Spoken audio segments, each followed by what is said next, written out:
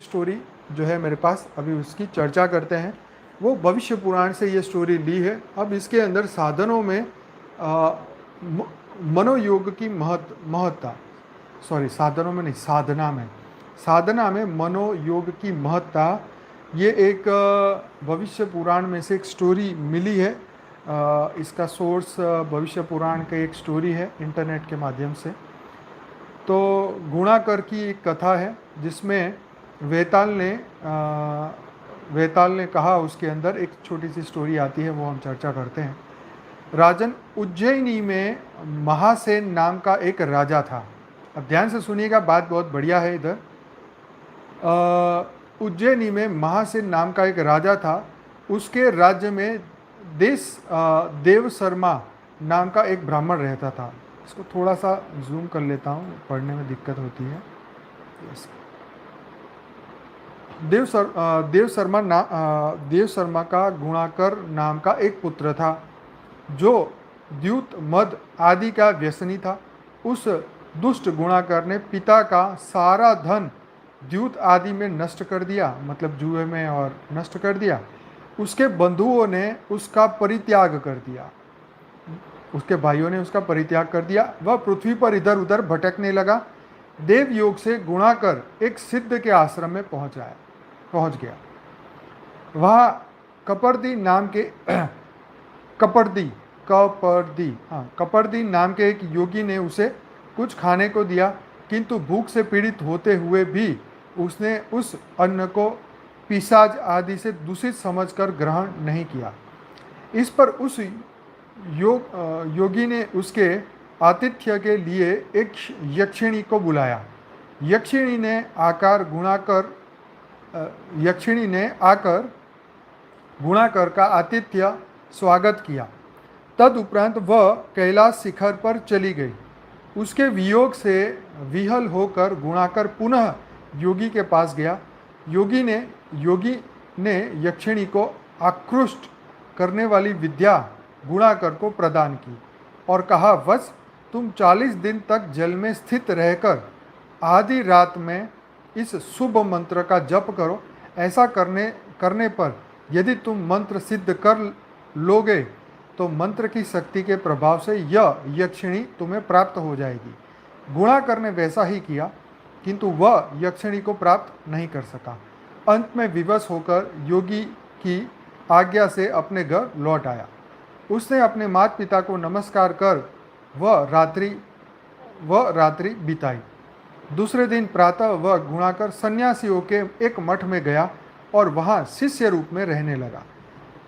पश्चात गिरि के मध्य में स्थित होकर उसने पवित्र हो यक्षिणी को प्राप्त करने के लिए कपर्दी द्वारा बताए गए मंत्र का पुनः जप करना प्रारंभ किया, पर यक्षिणी फिर भी नहीं आई, जिससे उसे बड़ा कष्ट हुआ। वेताल ने ज्ञान विषादर राजा से पूछा, महाभाग, गुणाकर अपनी प्रिय यक्षिणी को क्यों नहीं प्राप्त कर सका? तो यहाँ प्रश्न है कि इसने इतनी तपस्या की फिर भी वो यक्षिणी क्यों नहीं मिली। अब इसका जवाब सुनिए।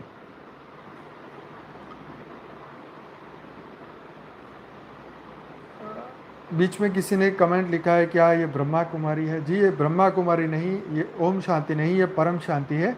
आप हमारी वेबसाइट पे जाइए, वहाँ से आपको और ज्ञान मिलेगा, www.paramshanti.org। इससे ज़्यादा इस वक्त मैं आपको जवाब नहीं दे पाऊँगा। धन्यवाद। राजा ने बोला, रुद्र कीकर, साधक की सिद्धि के लिए 3 आवश्यक गुण होने चाहिए। तो राजा ने बोला, साधक की सिद्धि के लिए 3 आवश्यक गुण होने चाहिए, मन, वाणी तथा शरीर का एकाम्य। ठीक है जी।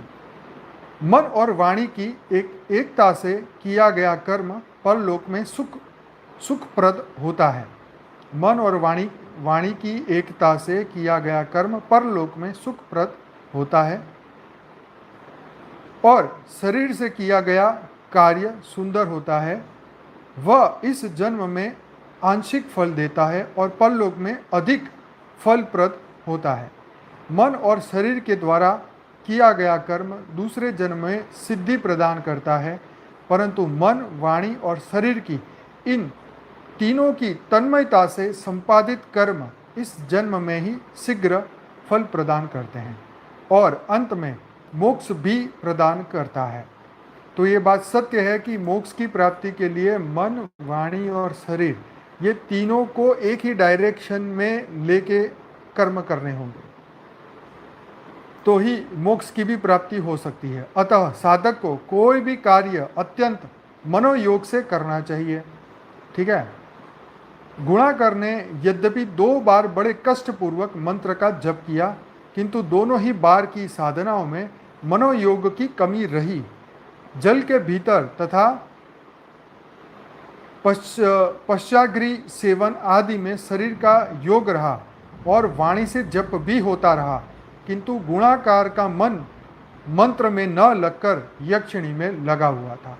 यह बिल्कुल सत्य बात है कि उसका पूरा फोकस उस यक्षिणी में, उसका मन उसी में लगा था।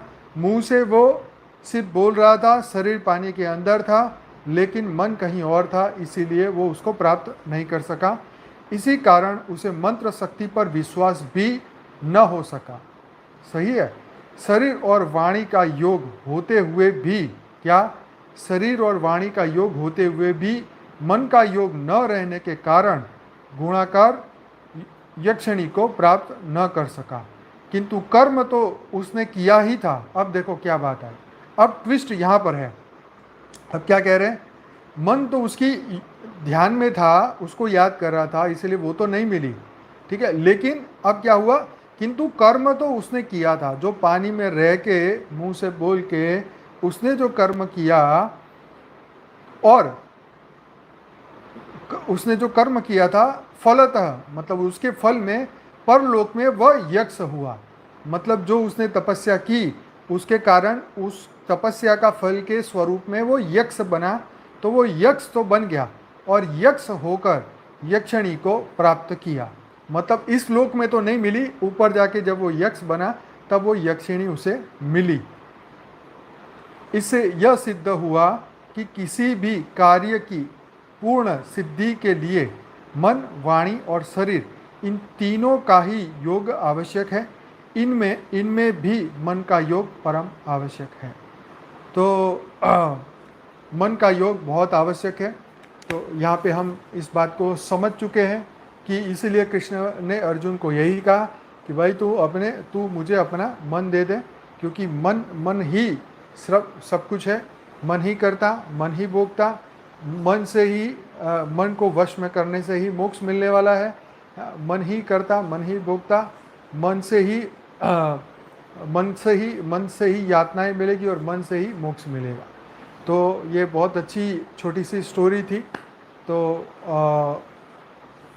बस यही कहना चाहूँगा कि सभी आत्माएं अपने मन को जल्दी से जल्दी समझ जाएं, क्योंकि ये मन की जो टेक्नोलॉजी है इसका कहीं पे वर्णन कहीं पर भी नहीं है। हाँ, इसको वश करने के लिए, मन को कंट्रोल करने के लिए रास्ते हमारे आध्यात्म ज्ञान में बहुत सारे बताए गए, है ना। बहुत सारे रास्ते बताए गए कि जप करो, है तप करो। तो जप आप अपने इष्ट का करो, कैसे भी करो, इस मन को पहले तो शांत करो, क्योंकि मन में शांति नहीं आई तो आप जितना जप करो तप करो सब कुछ व्यर्थ हो जाएगा। मन के अंदर अगर गुस्सा है तो वो गुस्सा जो है वो कुछ करने ही नहीं देगा। अब तुम हाथ में बैठ के माला फेरते जाओ तो, और मन तुम्हारा क्रोधित है, मन के अंदर द्वेष है, मन के अंदर वासना है, तो उसका क्या फल मिलेगा? कुछ नहीं मिलेगा। क्योंकि जिसको आप प्राप्त करना चाहते हो, जिसके लिए आप क्योंकि मन ही तो वाइब्रेशन भेजने वाला, मन के अंदर से ही जो वाइब्रेशन बनने वाले हैं, अब वो गुस्से के बन रहे हैं, तो उसका क्या होने वाला है? उससे तो बल्कि आप उसके अंदर ध्यान लगा रहे हो, गुस्से के ऊपर फोकस लगा रहे हो, आप उस नेगेटिव विचार पे फोकस लगा रहे हो, तो मतलब क्या कर रहे हो? आप उस नेगेटिव एनर्जी को और बढ़ा रहे हो। तो नेगेटिव एनर्जी बढ़ने से क्या होगा कि योग तो लगेगा नहीं, पर आपका उल्टा योग लग जाएगा और आपको उसकी प्राप्ति होगी नहीं, और फिर आप कहोगे ना योग में कुछ हुआ, जैसे इसको यक्षिणी नहीं मिली तो यहाँ मनुष्य को शांति भी नहीं मिलेगी। तो यह एकाग्र होने के लिए क्या है कि आपको एक ही पॉइंट ऑफ टाइम, एक ही जगह पे आपको पूरा फोकस करना होगा। ठीक है। तब जाके जो है आपको आपका मन एकाग्र होगा। यस।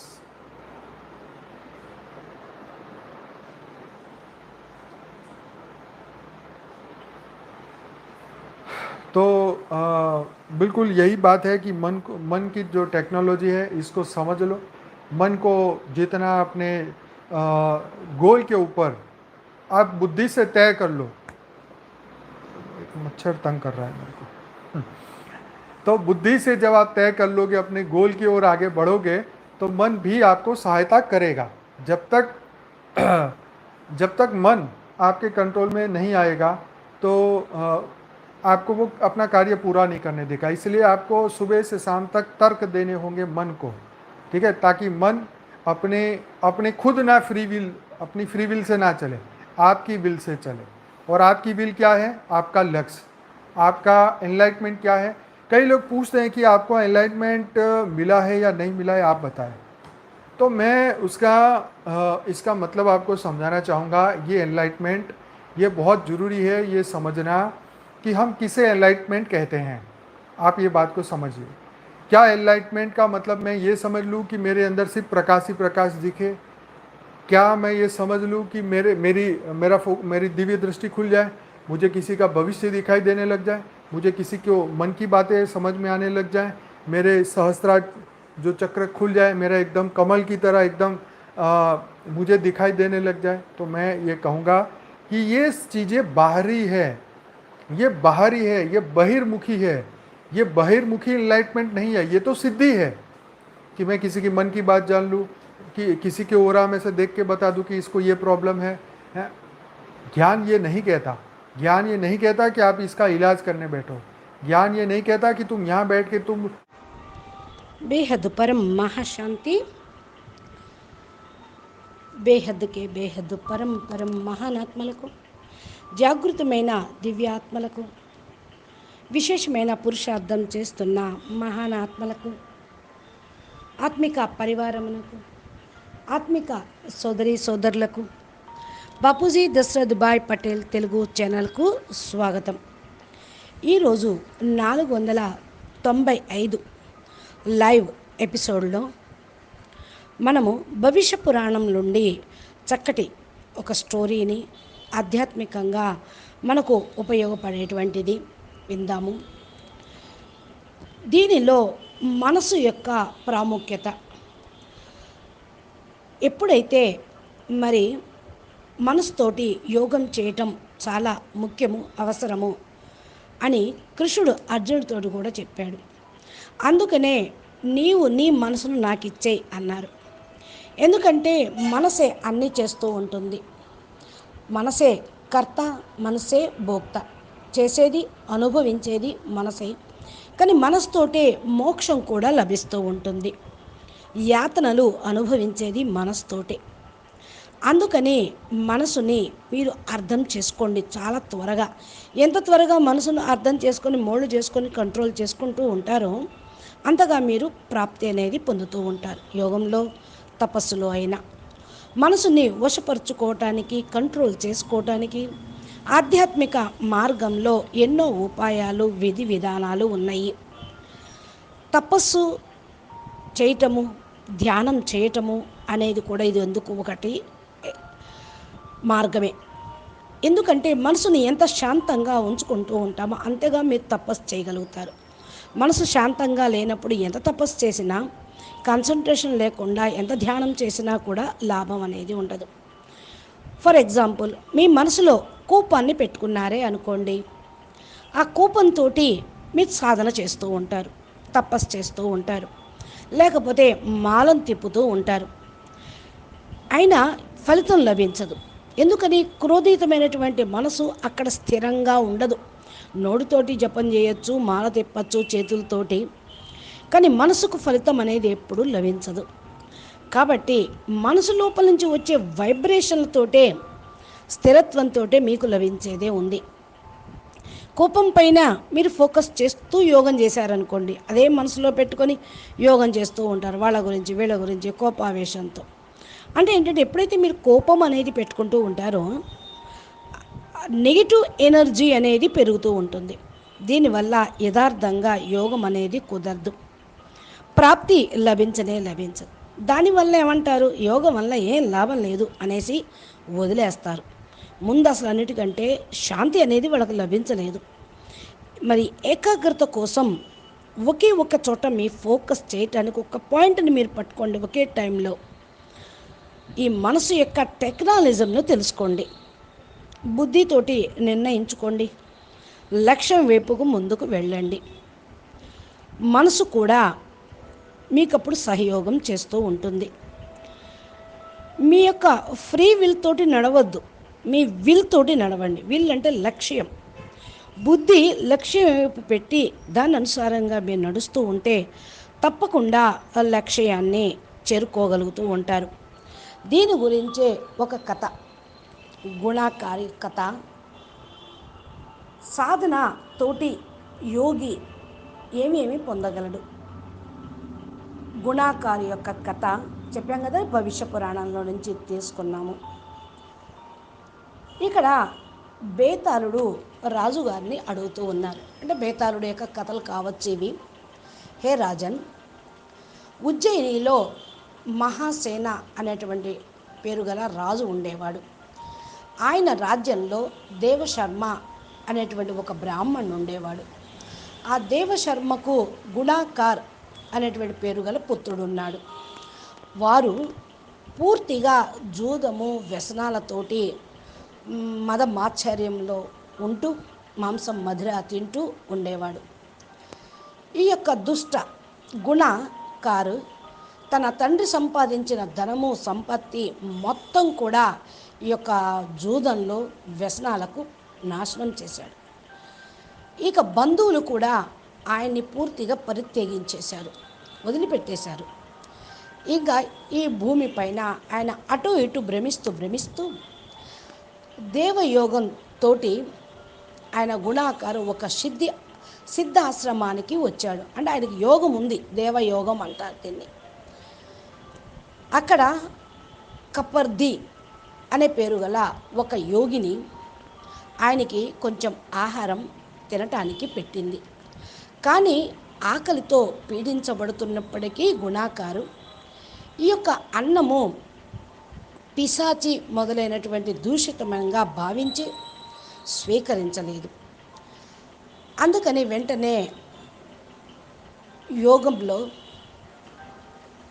ఆతిథ్యం తీసుకొనుటకు వచ్చినప్పటికీ కూడా ఈయనకి ఆతిథ్యం ఇవ్వటానికి ఆ యోగిని ఒక యక్షిణిని పిలిచింది. యక్షిణి వచ్చి గుణాకార్కి ఆతిథ్యంకి స్వాగతం పలికింది. వెంటనే ఆమె కైలాసం యొక్క శిఖరాగ్రానికి వెళ్ళిపోయింది. ఇంకా ఆ యక్షిణి యొక్క వియోగంతో గుణాకారుడు మరలా యోగి దగ్గరికి వెళ్ళాడు. యోగి ఆ యొక్క యక్షిణిని పొందటానికి ఒక విద్యని గుణాకారుడికి చెప్పడం జరిగింది. ఆ విద్య చెప్తూ ఆ యోగి అన్నాడు, వత్స, దీన్ని 40 రోజులు నీళ్లల్లో ఉండి జపం చెయ్యి. సగం రాత్రిలో నీకు ఈ యొక్క శుభ మంత్రం జపం చెయ్యి అని అన్నాడు. అలాగే చేశాడు. ఆ మంత్రం సిద్ధిస్తుంది అని. కానీ మంత్రశక్తి యొక్క ప్రభావంతో యక్షిని అతనికి ప్రాప్తించలేదు. ఈ గుణాకార్ ఏం చెయ్యాలి అంటూ యక్షిణిని పొందలేకపోయానన్న బాధతోటి వివశుడై యోగిని యొక్క ఆజ్ఞతోటి తన ఇంటికి తిరిగి వెళ్ళాడు. తమ యొక్క మాతాపితలకు నమస్కరించి అక్కడ ఒక రాత్రి గడిపి రెండో రోజు ఆ గుణాకార్ సన్యాసుల యొక్క మఠానికి వెళ్ళి ఒక శిష్యుడి యొక్క రూపంలో అక్కడ ఉంటూ పంచాగ్ని యొక్క మధ్యమంలో స్థిరంగా ఉంటూ పవిత్రమవుతూ యక్షిణిని పొందటానికి కపర్ది ద్వారా చెప్పబడినటువంటి మంత్రాన్ని పునః జపం చేయటం ప్రారంభించాడు. అయినప్పటికీ కూడా యక్షిణి లభించలేదు. దీనితోటి ఆయన చాలా బాధ కలిగింది. ఇక బేతాళుడు ఈ విషయాన్ని చెప్తూ, జ్ఞాన విశారద, మరి మహాబాగా, గుణాకర్ తమ ప్రియ యక్షిణిని ఎందుకు పొందలేకపోయాడు అని అడిగాడు. అప్పుడు ఆ రాజు చెప్తూ ఉన్నాడు, రుద్ర కింకర్ సాధన యొక్క సిద్ధి కోసం 3 తప్పనిసరిగా ఉండాలి. మూడు గుణాలు ఉండాలి. అదేంటి? మనసు, వాక్కు, శారీరక ఏకాంతం. మనసు మరియు వాణితోటి కలిపి ఏకత చేసి కర్మ చేస్తే పరలోకంలో సుఖప్రాప్తి లభిస్తుంది. వాణి మరియు శరీరంతో చేసినటువంటి కార్యక్రమము చాలా అందంగా ఉంటుంది. దీనిలో భాగం అయినటువంటి ఫలితం కూడా ఈ జన్మలోనే లభిస్తూ ఉంటుంది. పరలోకంలో అధిక ఫలప్రదం కావాలి అంటే మనసు మరియు శరీరం ద్వారా చేసినటువంటి కర్మ రెండవ జన్మలో సిద్ధి పొందుతూ ఉంటుంది. మనసు, వాణి మరియు శరీరం ఈ మూడిటితోటి తప్పించి కర్మ చేస్తూ తపస్సు చేస్తే ఈ జన్మలోనే శీఘ్రంగా ఫలితం అనేది లభిస్తూ ఉంటుంది. అంతిమంలో మోక్షం కూడా లభిస్తుంది అని చెప్పడం జరిగింది. సాధకులకు ఏ కార్యక్రమం చేస్తూ ఉన్నాం మనోయోగంతో చేయాలి. ఎందుకంటే మనసే ముఖ్యమైనది అని మనం చెప్పుకున్నాం కదా. గుణాకర్ని 2 సార్లు చాలా కఠినంగా మంత్రాన్ని జపం చేశాడు, అగ్నిలో ఉంటూ నీళ్ళల్లో ఉంటూ. కానీ 2 సార్లు కూడా సాధనలో మనోయోగము యొక్క లోపము అనేది ఉన్నది. అంటే మనసు పెట్టి చేయలేదు. జలం లోపల ఉన్నాడు, ప్రజ్వగ్ని శవనం కూడా చేశాడు, దాంట్లో కూడా తపస్సు చేశాడు. శారీరక యోగము అయితే ఉన్నది, వాక్కుతోటి జపం కూడా చేశాడు. కానీ గుణాకరుడు మనసు మంత్రం పైన లగ్నం చేయలేదు, యక్షిణి పైన లగ్నం చేశాడు. యక్షిణి కావాలి అనుకున్నాడు కదా, ఆ కోరిక మీద యక్షిణి మీద మనసును లగ్నం చేశాడు. ఈ కారణం వల్లే ఆయనకి ఆ మంత్రశక్తి పైన విశ్వాసం లేదని తెలుస్తూ ఉంది. శరీరము మరియు వాక్కుతోటి యోగం చేశాడు, మానసిక యోగం లేని కారణం వల్ల గుణాకారుడు యక్షిణిని ప్రాప్తి పొందలేకపోయాడు. కానీ కర్మ అయితే చేశాడు కదా, వాక్కుతోటి చేశాడు కదా, దీని ఫలస్వరూపంగా ఆయన యక్షుడయ్యాడు. యక్షుడైన తర్వాత యక్షిణిని పొందాడు. దీనితోటే సిద్ధి అనేది ప్రాప్తించింది చనిపోయిన తర్వాత, అనగా యక్షుడుగా అయిన తర్వాత. అంటే ఏ కార్యక్రమమైనా కూడా పూర్తిగా సిద్ధించాలి అంటే మనసు, వాణి మరియు శరీరము ఈ మూడింటితోటి యోగము అనేది చాలా అవసరము. దీనిలో కూడా మానసిక యోగం అనేది చాలా చాలా అవసరమైనది. కాబట్టి ఇక్కడ మనం తెలుసుకోవాల్సింది మానసిక యోగము ముఖ్యమైనది. యక్షిణిని స్మృతి చేస్తూ మంత్రజపం చేస్తే పొందలేనివాడు కర్మ చేసిన కారణం వల్ల యక్షుడయ్యాడు. అప్పుడు యక్షిణిని పొందడం అనేది జరిగింది. దీన్ని బట్టి మనకు అర్థమవుతుంది మనసుతోటి చెయ్యాలి ఏదైనా అని.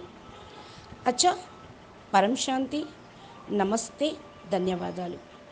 ఈ వీడియోలో కొన్ని క్లిప్పింగ్స్ లాగా మనం పెట్టుకొని నెక్స్ట్ బాపు అనంతబాయి ఎన్లైట్మెంట్ గురించి ఏం చెప్తూ ఉన్నాడో మనం నెక్స్ట్ ఇంకో వీడియోలో విందాము. అచ్చా, పరం శాంతి, నమస్తే, ధన్యవాదాలు.